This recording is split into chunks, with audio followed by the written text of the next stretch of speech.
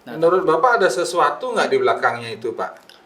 saya rasa Persaingan bisnis atau mafianya mungkin garam ini? ya,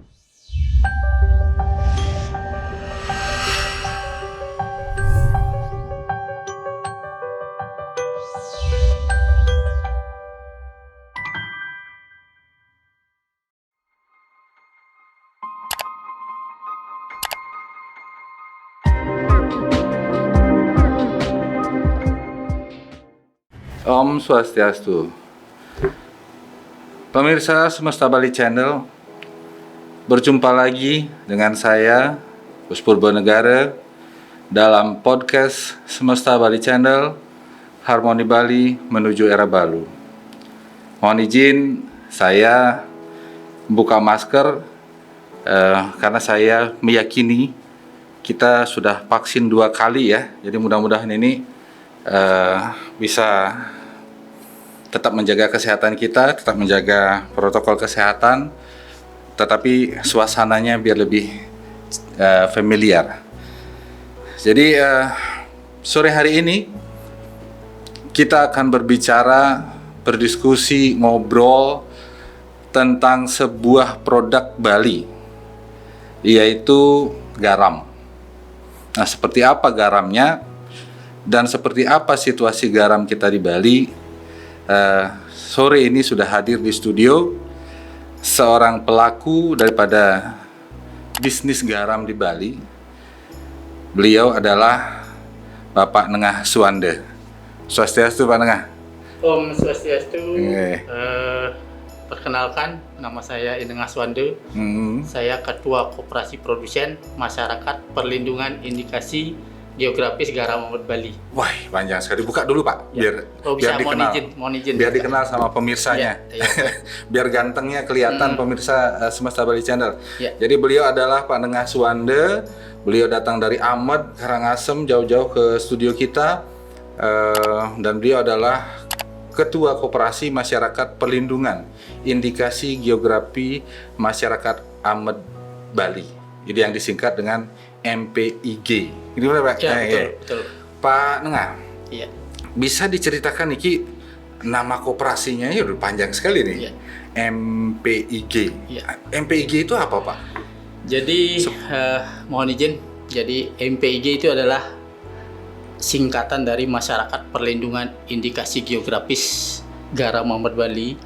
Jadi awalnya memang belum koperasi. Jadi kami dalam bentuk kelompok awalnya melebur 5 kelompok jadi 1 lembaga masyarakat perlindungan indikasi geografis. Itu berdasar dari kita mempunyai produk yang khas, kualitasnya bagus, tetapi kita tidak nyadar gitu. Jadi kita taunya justru dari orang lain. Orang lain ya. Jadi ada mahasiswa yang dari Perancis, dia menempuh studi di Jogja. Namanya Clara Duran. Nah, kemudian dia dengan orang Jogja juga mahasiswa namanya Aditya Warman. Nah, mereka mensosialisasikan ini tahun 2010 ya. 2010 disosialisasikan bahwasanya garam Amad ini sangat luar biasa di luar negeri gitu. Karena mereka pernah mencoba. Ya. Mereka yang sosialisasi ke Bapak, Iya. yang rumahnya di Amad, Iya. bahwa garam Bapak itu terkenal di luar negeri. Iya. Waduh, luar biasa.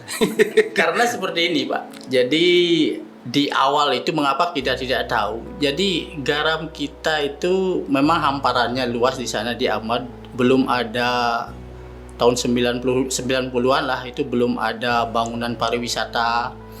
Jadi kita hanya berproduksi, taunya berproduksi dan menghasilkan panen.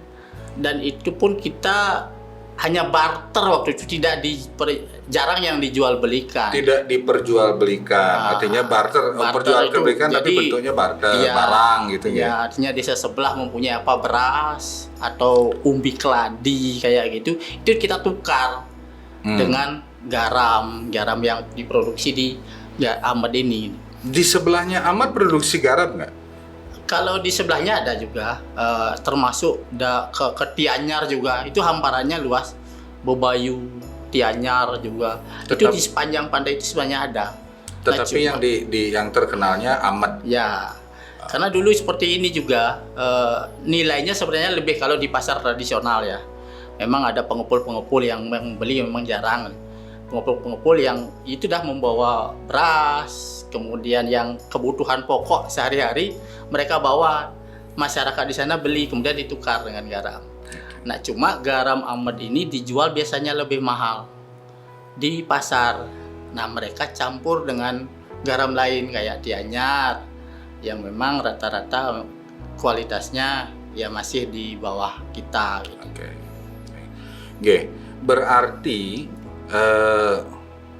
yang bisa saya tangkap, indikasi geografis ini adalah mencirikan khas kewilayahan daripada garam Ahmad ini. Iya. Ya katakanlah ini semacam apa ya?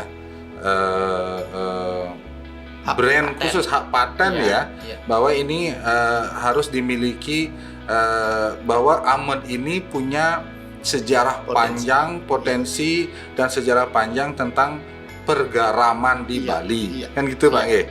Jadi ini yang ada. Berarti sekarang di Bali itu kan banyak Pak ya, garam Ahmad, garam Kusambe dan lain sebagainya. Nah, seperti apa perjalanannya di era sekarang? Iya. Perjalanan bisnis garam ini Pak. Tapi sebelum kita menuju ke era sekarang, sebenarnya ini kita tilik dari sejarahnya mengapa juga kita dapat indikasi geografis. Oh ya. Jadi ya. sejarahnya dulu ini memang turun-temurun. Jadi siapapun yang kita tanya paling tua di daerah kita, para petani, siapa sih yang mengajarkan pembuatan garam seperti ini? Itu tidak ada yang tahu. Tetap itu dari leluhur terdahulu gitu. Nah, cuma ada di lontar pemunder desa adat Culik itu tahun 1600 lah. 1600. Waktu masih zaman kerajaan Karangasem. Jadi di sana ada tertulis Kerakat Pencar Petasikan. Nah, petasikan itu kan garaman. Jadi zaman tersebut masyarakat di sana mengaturkan upeti dalam bentuk garam ke Raja Karangasem. Jadi raja sudah mengakui artinya garam itu kualitasnya bagus sebenarnya. Nah, cuma kita tidak nyadar juga. Nah, terkait dengan itu kita jadi satu persyaratan juga untuk mendapatkan indikasi geografis. Itu persyaratannya. Persyaratan artinya ada sejarahnya, Ada sejarah. bagaimana. Ya. Terus diproduksi sejak kapan. Nah, kekasannya seperti apa.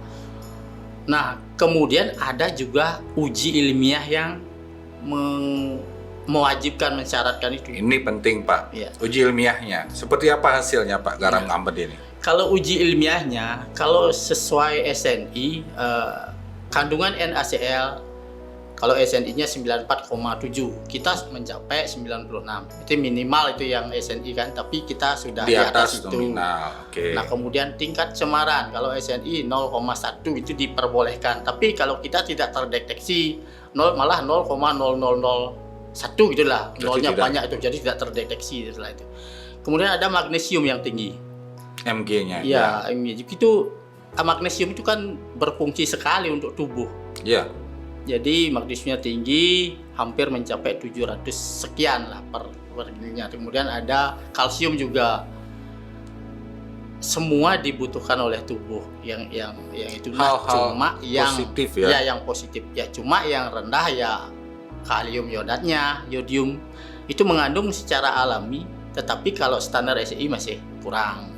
Iodiumnya. Ya, dimanapun garam kalau diproduksi secara manual atau tradisional tidak ada yang mencapai 30 ppm. Itu karena persyaratannya kan minimal 30 ppm. Oh, berarti. Nah, cuma secara indikasi geografis ini bisa sepanjang karakteristik dari suatu produk itu tetap dijaga. Kayak alat-alat yang digunakan. Jadi kita menggunakannya bahan-bahan alami seperti palungan kelapa. Nah, kemudian ada tinjung yang untuk memfilter itu terbuat dari bambu kerucut. Itu ada filter alami. Itu semua alatnya natural. Natural gitu. Jadi itu yang memang sebagai salah satu syarat. Jadi tidak semua mungkin produksi garam akan dapat indikasi geografis itu.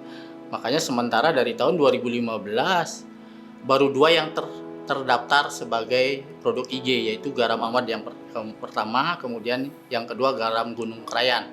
Itu garam gunung dia. Gitu. Berbeda. Jadi suatu sama-sama garam tapi berbeda. Sumbernya. Ada yang di laut, ada yang di gunung. Waduh, berarti lagu asam di gunung garam di Iya, laut iya. nggak berlaku nih. Berarti Tidak berlaku. di gunung ada garam juga. gunung Ya? juga gitu. Nah, Iya. makanya kaitannya dengan itu. Begitu kita ajukan, kita buat kelompoknya 2015. Kita 9 Februari 2015 melebur ini kelompok-kelompok yang kecil itu jadi satu. Baru kita mencoba menyusun sebuah buku persyaratan sehingga bulan Juni setelah rampung kita ajukan ke DJKI. Nah, September ada pemeriksaan substantif. Jadi ada tim indikasi geografis ahlinya ini datang menguji apakah benar kebenaran dokumen yang ada. Nah, dipasang pengumuman Desember 23 Desember 2015, sertifikat indikasi geografis terbit dengan nomor IDG 00038. Jadi di Bali itu memang ada yang kita di Bali ketiga untuk produk pertama Kopi Kintamani dapat indikasi geografis memang pertama dia dan sekaligus pertama di Bali Kopi Kintamani. Yang kedua ada Mente Kubu, ketiga Garam Ahmad Bali. Nah baru yang lainnya menyusul ada Tenun Geringsing, ada Salak Gula Pasir, Oke. ada juga yang lain gitu. Pak Nengah, tadi kita sudah banyak bercerita tentang sejarah daripada garam Ahmad ini, gitu kan? Bahwa garam Ahmad ini sudah memiliki perjalanan yang cukup panjang sekali. Dan termasuk juga Pak Nengah tadi sudah menceritakan atau menyampaikan seperti apa kandungan di dalam garam Ahmad ini. Jadi pemirsa Semesta Bali Channel, ini kita sudah dapatkan pemahaman kembali ya, pemahaman dari beliau Pak Nengah, bahwa garam yang kita miliki yang berasal dari bumi kita Bali ini, yang namanya garam Ahmad, kandungannya sehebat itu. Jadi ini sebenarnya menjadi kebanggaan ya, Pak Nengah ya, buat kita. Cuman selama ini tadi kan Pak Nengah sedikit menyinggung tentang yodium itu, bahwa tidak ada yang produksinya secara katakanlah tradisional atau manual seperti itu yang memiliki kandungan yodium sesuai dengan standar Kepres nomor 69 kalau nggak salah ya tentang itu ya. Nah sekarang kan ini kemarin gubernur kita nih Pak Koster nih bilang stop aja produksi garam beriodium tuh. Gimana nih Pak? Menurut pendapat Bapak gimana itu?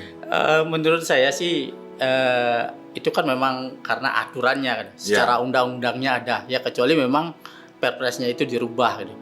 Sebenarnya tadi juga ada rakor seperti itu, perbincangan dari tingkat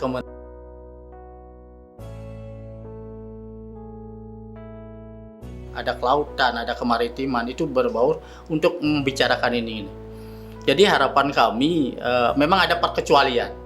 Produk yang menyandang sertifikat indikasi geografis itu perkecualian, adanya bebas beredar baik di Bali, apalagi di Bali dengan adanya surat edaran nomor 17 tahun 2021. Jadi kami merasa terbantu.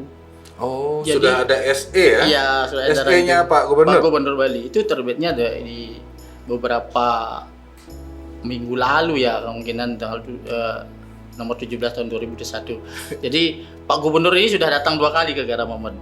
Oh iya. Iya, jadi ini betul-betul membantu. Jadi kita lebih leluasa nanti untuk pemasarannya. Artinya dengan keluarnya SE-nya Pak Gubernur nomor 17 tahun 2021 ini yang tentang pemanfaatan produk garam tradisional itu membantu penjualan Bapak? Sangat membantu. Sebelumnya gimana Pak ceritanya? Jadi sebelumnya kembali kan dulu barter, nah kemudian setelah ada IG itu memang ada peningkatan harga. Jadi 2015 mulai kita ada melejit, ada pasarnya, ada pasar-pasar dari luar Bali yang memang menghargai langsung ke 20.000 per kilo waktu itu 2015. Ya. Nah cuma kan tidak terserap semua. Nah kemudian lambat laun karena kita memperbaiki kualitas juga, jadi bagaimana garam itu bisa dilihat cantik dengan kemasan, packagingnya. Nah sayang ya hari ini saya tidak bawa contoh, jadi lupa tadi karena memang ada acara yang lain. tahun demi tahun. Jadi akhirnya sekarang ini kalau penjualan yang besar kita itu ke Jakarta paling kecil itu 40.000 per kilonya, itu pun dalam bentuk partai besar.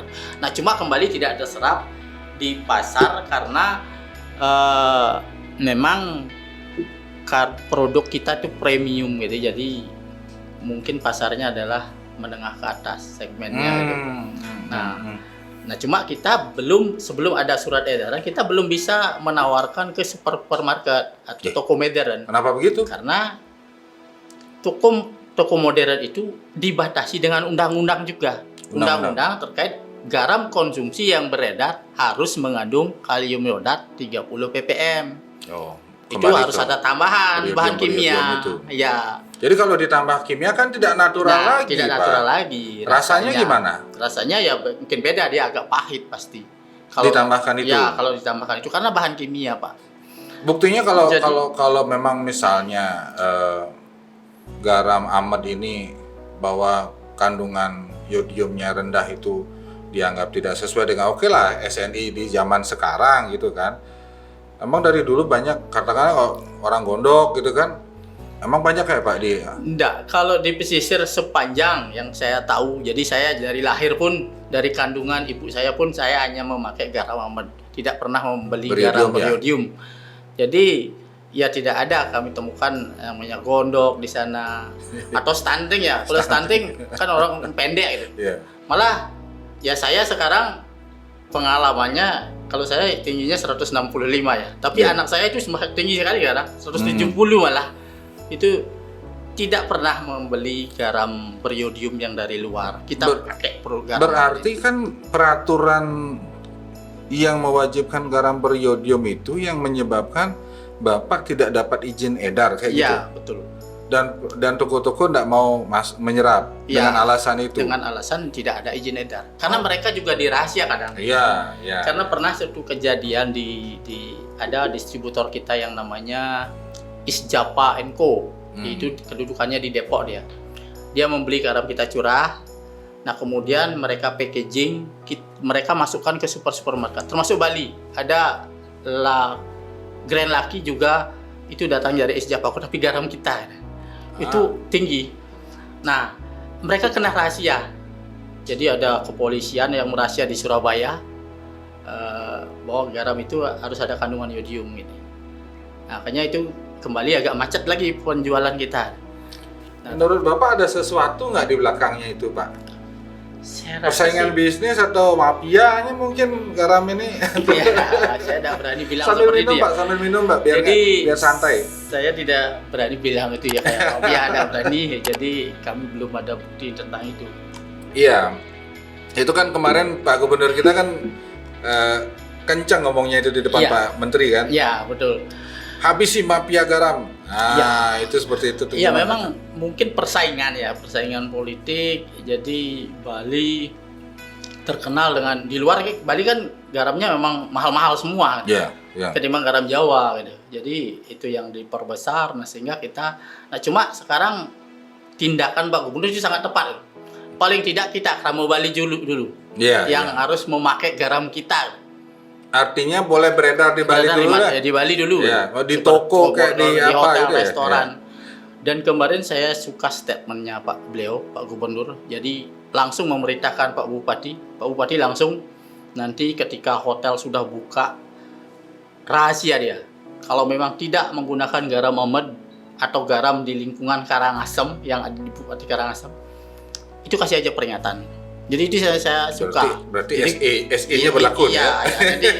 Dan sekarang Pak Bupati juga sedang menggodok itu. Mungkin pertama mungkin akan menerapkannya di tingkat ASN yang ada. Ya mungkin diwajibkan 1 bulan sekali beli 1 kilo garam Ahmad. Nah sehingga produk kita terserap semua. Jadi petaninya ini akan pasti lebih sejahtera. Nah sekarang kan begini Pak. Nah ini kan sudah ada nih pemerintah nih minimal Pak Gubernur dengan jajarannya sudah berbuat lah, ada SE17 yang Pak Angga sudah rasakan, artinya bermanfaat lah. Penjualan minimal di Bali bisa sudah boleh masuk toko, jadi izin edarnya dalam tanda petik sudah diberikan lah. Nah, kira-kira nih kalau seandainya ada peningkatan ke permintaan pasar, Pak Nengah dan kelompoknya ini siap nggak kira-kira? Sangat siap. Kalau saya sih sangat siap. Jadi kami pun optimis. Jadi mantan-mantan petani garam yang ada di Ambat ini sebenarnya sudah antri mau akan berproduksi lagi gitu. Nah, jadi ada mantan nih? Iya, ada mantan petani garam. Itu kan udah luas lahan. Dari 300, sekarang tinggal 20. Dari 300 tinggal 20. Nah, jadi ini yang sudah berhenti lama karena terorganisir sekarang. Jadi mereka mau lagi.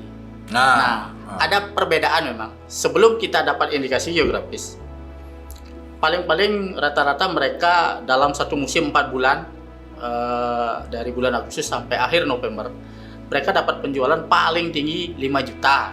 Itu 2014 lah. Tapi ketika ini, sekarang sudah mencapai 20 sampai 25 juta per 4 musim, per satu kali musim, per 4 bulannya. Jadi setahun itu ada 4 bulan. Artinya ini layak dijadikan sandaran untuk hidup, sandaran untuk perekonomian masyarakat di masyarakat petani garam di Amad, kan gitu Pak ya. Nah, ini kan satu berita baik ya, satu berita baik, dan kita juga kita tidak berbicara ego sektoral bahwa Bali ini adalah bagian integral dari Indonesia. Iya, kita kan harus mengakui itu. Tetapi kalau kita ingin membangkitkan idealisme pasar kita sebagai nak Bali kan gitu Pak ya. Kan enggak salah juga kalau misalnya kita ayolah kita beli, toh juga rasanya juga enak, kandungannya juga apa yang dibutuhkan oleh tubuh dibutuhkan itu ada di sana, dan kita bisa men-spread atau memeratakan pergerakan perekonomian kita. Kan itu satu hal yang luar biasa. Nah, sekarang gini Pak, petani yang 300 jadi 20 sekarang mulai tersemangat lagi. Artinya peningkatan penjualan sudah terjadi. Kira-kira masalah lain yang ada itu, katakanlah misalnya Pak butuh modal kerja nggak untuk itu? Kan itu pertanyaannya nih. Bisnis kalau nggak pasti. Gimana itu ceritanya? Pasti. Jadi begini, ketika mereka mau memulai lagi, dulunya sempat berhenti. Kita sebenarnya kendala di peralatan ya. Peralatan, anggap palungan itu batang kelapa yang terbelah jadi 2 yang panjangnya sekitar 2 meter. Itu satu biji aja menghabiskan biaya 150.000. Palungan? Ya, jadi ketika mau produksi baru, mereka harus punya modal minimal 15 juta. Nah, cuman ini jangka panjang. Palungan dan alat-alat ini bertahan sampai 30 musim, 30 tahun. Jadi sebenarnya mahal di awal, tetapi investasi tapi jangka panjang ketika dibagi sekian tahun itu akan jadi murah. Nah, cuma kan permodalan kembali di awal. Ya, makanya disinilah hadir koperasi ini. Koperasi ini biasanya kita memodali dulu dengan memberikan alat. Nah, cuma kan kita kewalahan juga. Samping juga harus membayar petani, mereka begitu produksi, begitu panen, koperasi ini menampung semua garamnya, entah terjual atau tidak. Jadi kendalanya tetap ada di koperasi, bukan di petani. Petani tinggal terima uang aja bersih. Tetapi kita di lembaga koperasi. Nah, mengapa kita juga ajukan MPIG ini 2015 ke lembaga koperasi? Ini tujuannya adalah menggali permodalan yang ada.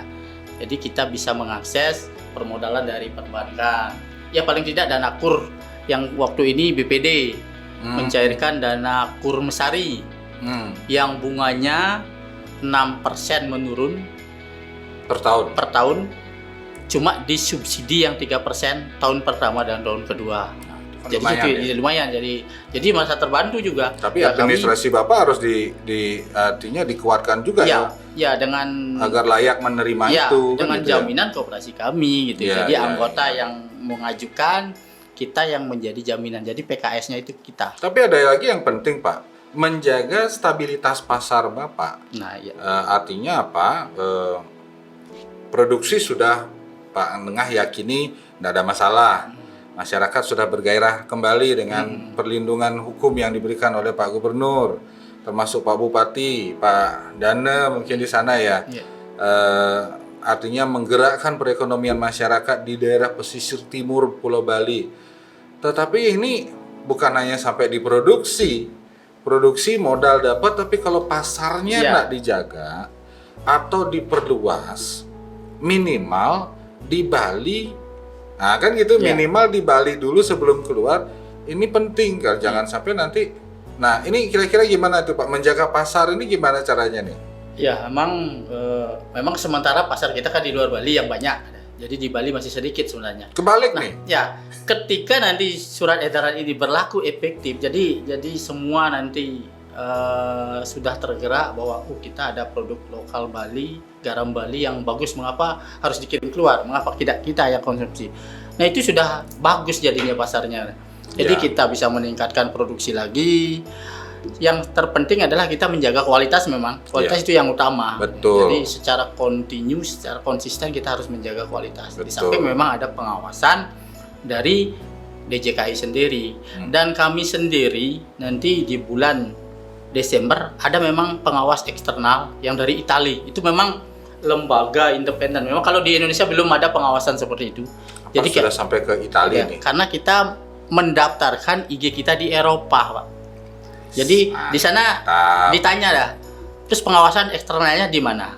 Kita bilang dah DJKI. Oh itu tidak bisa, itu pemerintah yang mengeluarkan indikasi geografis sertifikat. Perlu ini ada lembaga independen memang, yang punya, fair menilai ya. Kalau jelek jelek, kalau bagus gitu ya. Datangnya dari Italia. Nanti kita sudah siap kok menerima kunjungan itu. Ini luar biasa nih Pak Nengah nih. Diam-diam sampai bawa garamnya sampai ke Italia. Saya aja yang orang Bali belum ngerasain garamnya Bapak nih. Ya makanya nanti saran saya dicoba Pak. Ya, ketika Bapak mencoba saya yakin jatuh cinta. Nah, rasanya pasti beda Pak ya. Pak Gubernur sendiri juga bilang dia makan nasi bionya. Garam Ahmad Bali ini ternyata enak. Saya makan nasi jinggo dengan kasih sedikit garam Ahmad Bali, enak sekali gitu. Jadi itu diakui betul-betul sama beliau. Nah, apalagi ini kan sudah sampai ke luar negeri, ada proses-proses yang ini kan tadi kan pengawasan lembaga independen, artinya kan tidak memihak. Kalau pemerintah mungkin saja untuk menjaga nama baik dan lain sebagainya, citra bahwa sebagai pengawasan dibuatnya baik-baik seperti itu. Mungkin kita tidak menuduh, tetapi kalau lembaga independen apalagi yang dari Italia sudah melakukan ini kan seharusnya menjadi sebuah proses bukan hanya branding ya, tetapi lebih kepada meyakinkan kita bahwa produk yang kita miliki ini udah nggak perlu diragukan lagi.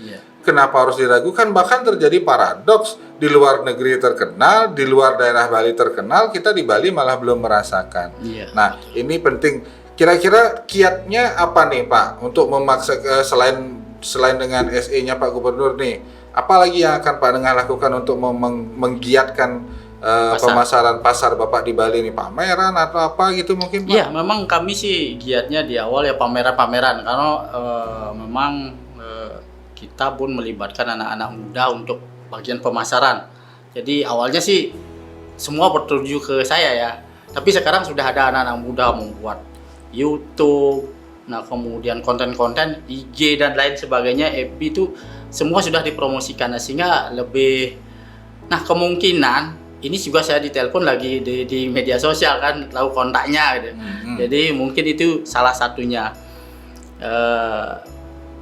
Mungkin yang tadi kan untuk semua keramu Bali wajib itu jangan surat edaran, tapi kembali di sini tidak semua juga yang mengerti paham tentang surat edaran, makanya kita harus berjuang juga untuk baik itu pameran dan lain sebagainya.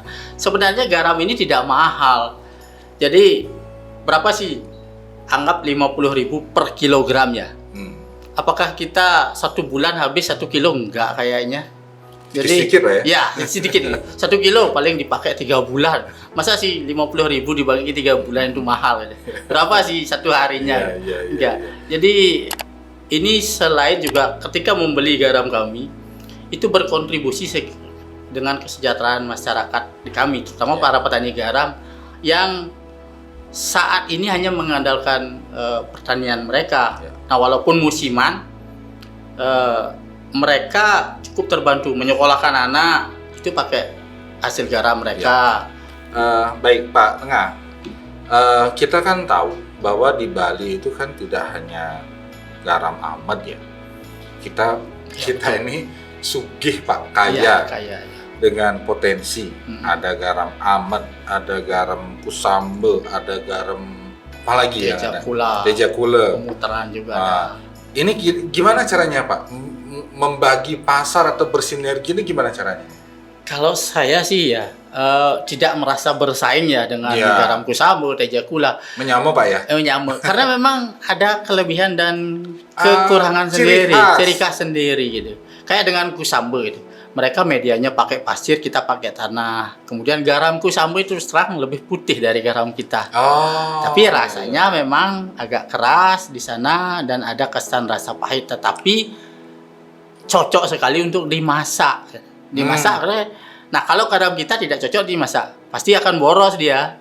Karena memang walaupun asinnya keras, tetapi kalau dimasak dia agak sayang, mahal gitu. Jadi lebih ke finishing makanan yang sudah jadi buat lawar. Coba saja bikin lawar dari garam. Harusnya ada penjelasan itu bahwa kalau mau finishingnya pakai garam Ahmad, kalau untuk masaknya pakai garam Kusambe, kalau mau bikin rujaknya Dejakula gitu mungkin kayak gitu. Jadi kita merasa tidak berasa bersaing, saling melengkapi. Baik. Satu lagi Pak Nga, ini kan menghayal. Meledak nih pasaran Pak garam Bali. Ini kan namanya produksi kayak gini kan banyak orang yang nakal-nakal Pak. Tiba-tiba pakai nama garam Kusambe, garam Ahmad punyanya Pak Nengah, tahu-tahu isinya nggak seperti itu. Nah kontrolnya gimana itu? Iya memang kembali kita kan berpegang pada indikasi geografi, itu ada perlindungan hukumnya sebenarnya. Ketika kalau ketahuan garam Ahmad dipalsukan itu ada dendanya 2 miliar, kurungan berapa tahun itu saya kurang mengerti, tapi yang jelas dilindungi. Nah, pengawasannya sekarang kita karena sudah indikasi geografis wajib itu ada ketertelusuran produk. Jadi ada aplikasi nanti, traceability ya. Nanti petaninya ini punya berapa, disetor ke kita, terus kita distribusikan ke mana itu berapa. Kalau lebih dari itu berarti sudah ada pencampuran, ada kayak gitu. Kita bisa telusuri gitu. Jadi itu makanya di kemasan kita ada kode keterumutan, ada kode produksi, kode petaninya. Itu secara rahasia kita memang sudah lakukan. Gitu. Baik Pak Tengah. Jadi kita sudah bercerita banyak tentang garam yang ada di Bali ya. Bahwa ternyata kita di Bali ini memiliki sebuah kekhasan yang didasarkan pada sejarah, bahwa Bali di tahun 1600 itu sudah punya cerita tentang produksi garam. Iya, betul. Dan itu terbukti di dalam lontar yang tidak bisa kita ingkari, kan demikian Pak Nga ya. Dan bagaimana kemudian kita sekarang mempertahankan itu, di samping mempertahankan untuk kita wariskan sejarahnya ini kepada anak cucu pewaris kita, juga bisa memberikan pendapatan, menjadi ciri khas, menjadi sumber bisnis yang baik buat kita semua. Sehingga pemirsa Semesta Bali Channel, dalam kesempatan ini semoga apa yang kita obrolkan pada sore hari ini bisa memberikan tambahan wawasan berpikir kita sebagai masyarakat Bali, bahwa kita memiliki sesuatu banyak potensi yang bisa kita angkat kembali untuk kita berbangga dengan apa yang kita miliki, dan juga untuk meningkatkan atau mulai menggerakkan perekonomian masyarakat semeton-semeton kita di Bali yang memang ternyata harus dilakukan oleh kita dengan kesadaran kita bersama. Kan demikian betul. Dan yang kedua, menjaga daripada kita tidak menyebut mafia ya. Orang-orang nakal, orang-orang nakal itu terpaksa kita jaga dengan kita harus bersatu